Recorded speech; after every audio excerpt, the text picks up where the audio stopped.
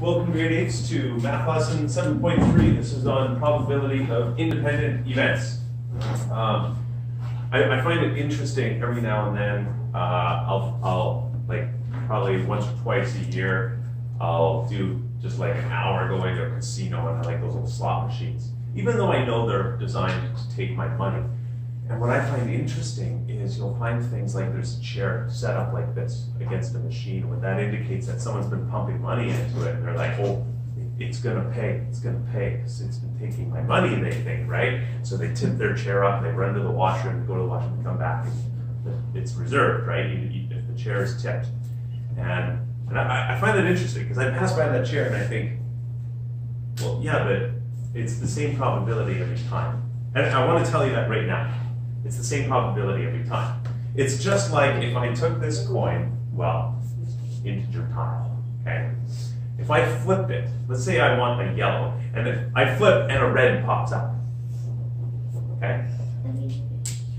What are the chances a red pops up? 50%? Half? 1 over 2? Like 1 over 2? Okay. So if I flip and the red pops up, I'm guaranteed a yellow next time, right? No. You have a 50-50 chance. Yep. What, like it resets? Yes. Not guaranteed. Still flipping it. Okay. See, now, I want to show you that for a second. I got a 50-50 shot, like this. Okay. So, okay. That's 50%. So let's say it could be red or yellow. But this time it goes red. So Jimmy says, well, then it's got to be yellow the next time, right? And I say, well, why, Jimmy? And Jimmy says, well, if I go red, like that, then that would mean it's red 100% of the time. That would mean it's red 100% of the time, doesn't it? Yes. And then he would say, but Mr. Ewert, you said there's a 50-50 shot. And when I did it twice and I got red, it was 100% of the time. So either you're wrong or my experiment's wrong. But when I say to Jimmy, no, it's 50-50-50 every time. And I'm going to show you a few models to show how that's true. Because I don't want you guys to be a Jimmy. I don't want you to grow up thinking, if I flip red 3 times, I'm guaranteed the yellow the next time. Because otherwise you're going to go and you're going to throw all your money away on those slot machines. Now, I'm not saying don't ever use a slot machine, but if you do, just accept it's there to take your money. You are going to lose money. Chances are. It's just entertainment. Okay? Have I ever won money on those? Oh, yes. But I'll bet you, if I tallied all the money overall, there's a general loss. When I go in there, I go, okay, I'm ready to lose X dollars. So if I accept I'm willing to lose 20 bucks, I don't cry when I lose 20 bucks. I go, well, I was here for an hour, I lost 20 bucks. That was my entertainment. I'm going to go have coffee with a friend. Yeah. So let's find out why is it 50% each time, and why is Jimmy right or wrong. But first, we have created a spinner, and I would like you, right now you've got, I gave you a piece of paper, I gave you a paper clip, I gave you a 2-sided coin, an integer tile. And here it says, use a tree diagram. No, we're not going to use a tree diagram yet, okay? It says, list the possible outcomes of spinning the pointer on this spinner. So what are the possible outcomes on this spinner? How many outcomes are there? Just call it up. 6. 6. Okay, we got A, B, C, D, E, F, right? So there's 6 possible outcomes. And for those of you out there who don't know what this means, 1, 2, 3, 4, 5, 6, it's sign language numbers. And if you don't know, it's because you're not in my class. So just turn off the YouTube channel. Come on, you're not in my class. Anyway, what is the probability of each event? So what's the probability landing on F? 1 out of 6. 1 out of 6. Okay. Now, what if I toss this coin? What is the probability of tossing a red? 50-50? 1 out of 2? Okay. What's the possibility of landing on F and tossing a red? 8.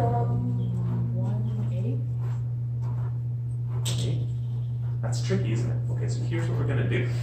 I'm going to pause the camera.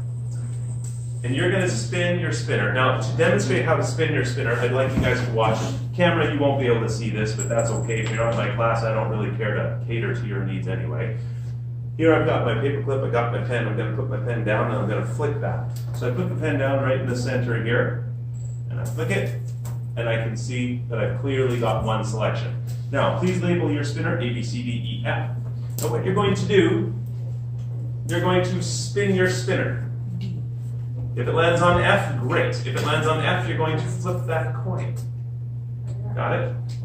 If the coin, what are we trying to get? F and red, okay. If you get an F, boom, yay, and then you get a red, stop. If you don't get an F, mark 1. You tried once and failed. Spin again. If you don't get an F, mark 2. Tried and failed. Spin, you get an F. Yay! Flip, yellow, shoot, fail, crick. That's 3 times you tried and failed. Keep going until you get an F and a red, and we'll compare our numbers. I'll pause the camera and then I'll answer questions. All right, ladies and gentlemen. So first, before we talk about our results, what this said, it said to make a tree diagram. Now, I'm going to show you tree diagrams. I don't think you guys did that last year in grade 7. Did we do basic? We did basic ones with coin toss, okay. So I'm going to show you first a tree diagram for coin tosses, okay? So on your whiteboard, I want you to follow along. We're going to toss, if we toss a coin, what I'm going to do is I'm going to get you to toss a coin quickly. And what are the odds on our coins? We got what? Red, yellow? Normally we have heads, tails, but we're going to go R, Y. So there's 2 possible outcomes. Please toss your coin. I'll toss mine. And okay, and we'll see what happens with our coin toss. Let's see, I'm tossing mine. And mine was red. Anyone else get a red? Yeah. Okay. Okay. Now, there's 2 possible outcomes, right? I could toss a red, and then I could toss a red or a yellow. And if I tossed a yellow, then it would be either a red or a yellow, right? Okay. But when I toss mine, oh, pardon me, I thought I do have a second marker. Mine was red, and then I'm going to toss mine again. Let's see. Oh, and then I got a yellow, okay? And then it went to yellow. Well, if I toss it twice, how many possible outcomes if I toss it twice? 4. I see some hands going 4. Now let me explain why. Here are my outcomes. Please eyes to the front. I know your coins are a little distracting. I can have, can I confirm, am I on screen here when I point this? Barely. Okay. I could get a red and a red. I could get a red and then a yellow. I could get a yellow and then a red. Or I could get a yellow and then a yellow. Those are my possible outcomes when I toss a coin twice. Do we agree with that? Yes. Okay. Now Jimmy says, no, I got a red and a red. So 100% of the time, it's going to go red, red. Because that's what I found. But I got it different, didn't I? Yeah. And there were 4 possible outcomes. Positive.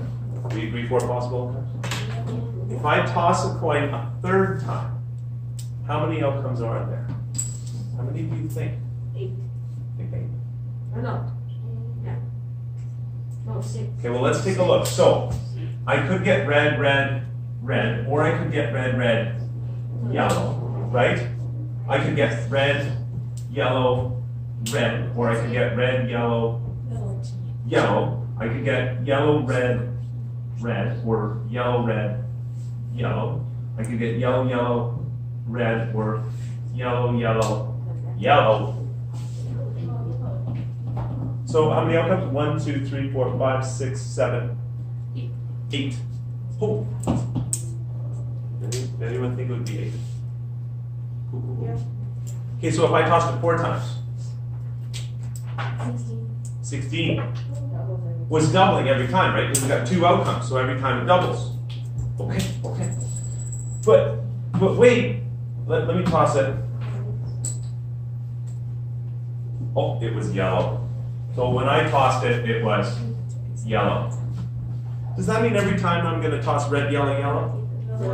No, it's the same every time. And that's why when I go back, when I see the chair tipped up against the slot machine, I kind of go, Come on, don't you know your probability? Come on, you know, it's the same every time. You know, nobody would sit in a casino flipping coin going, whoo, it's gonna go red.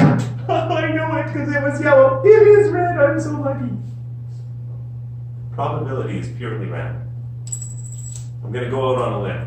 I guess I can't say that for a fact. I don't know the nature of the entire universe. I'm gonna think. So let's look at this now about our spin. Our spin, how many outcomes were there to the spin? 6. Okay, so when I spun, I went 1, 2, 3, 4, 5, 6, and it was either going to be A, B, C, D, E, or F, right? Then I was going to flip a coin. How many outcomes on the coin? 2. So I could get A, and then I could get red or yellow. I could get B, and then red or yellow. I could get C, and then red or yellow. I could get D, and then red or yellow. I could get E, and then red or yellow. I could get F, and then red or yellow. So how many possible outcomes were there? There were 6 outcomes, and there were 2 outcomes for all 6. That's right, because we had 6 possible outcomes, right? You had a chance of 1 out of 6 of getting an F. Then you had a chance of 1 out of 2 of getting the coin toss that you wanted. Now this is the gasp moment. 1 times 1 is 1, 6 times 2 is? What are the odds you have of getting an F and then a red? 1 out of 12. So chances are, if I spun this and flipped it 1,200 times, chances are 100 times I would get an F and then flip a red. Now, this is what we call our experimental, thank you for saying that blank, probability.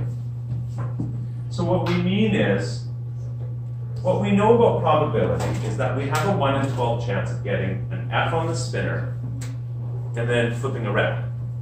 But is that actually what happened? I mean, we had Mr. Norbert over here, spun and flipped once and got it. Yeah. But then we had Dennis here, tried 46 times and they got it once. So Norbert here is like, I am the luckiest dude ever. Dennis is like, I shouldn't have gotten out of it. Is Dennis really unlucky? No. Yeah. Okay, well, maybe this time. Yeah. But maybe next time we'll get it on the first try. So let's check our actual. So we got our experimental, but actually, we got it 11 out of 108 times. Wait, that's really close to what? 1 out of 11? That's pretty close. Yeah. We actually got close to the experimental. But according to this, we were actually a tiny bit ahead of the experimental. When we actually did it, we got a slightly different number. And that was our actual probability. So experimental probability and actual probability are 2 different things. Experimental is what should happen. Now, people have done this, as ridiculous as it is. Well, think quantum mechanics, we still don't know much about the universe. But people have done this. They've done experiments with a coin. And they'll have to do a digital coin, make it look slick like a Disney movie in the post-edit production. People have done this. They flip the coin, and they go like this, and they flip it, and they go like this, and they flip it, and they go like this, and they record it. And they'll do it 10,000 times. And what people find is that the more you do it, the more you do it, the more you do it, the closer your number gets to here. So for example, if I just went with Norbert here, would our actual probability have been vastly different than the experimental? Yes. Okay, and then look at this. This is 2 out of 12. That's twice the probability. Then it's 3 out of 13. Whoa, way ahead of probability. 4 out of 16. We were way ahead of the probability. Until these 2 guys came into the fold. Liars. But what if we looked at these guys? These guys, it would have been 2 over 70. Yeah, so you see that actual probability can be very different. This is why sometimes Grandma sits in front of the slot machine and walks away with $100. And then the next time, Grandma sits in front of a slot machine and loses $50. Because actual probability can be way ahead of experimental probability, or it can be way behind. But each flip of the coin, each spin of the wheel, each spin of the spinner, each roll of the dice,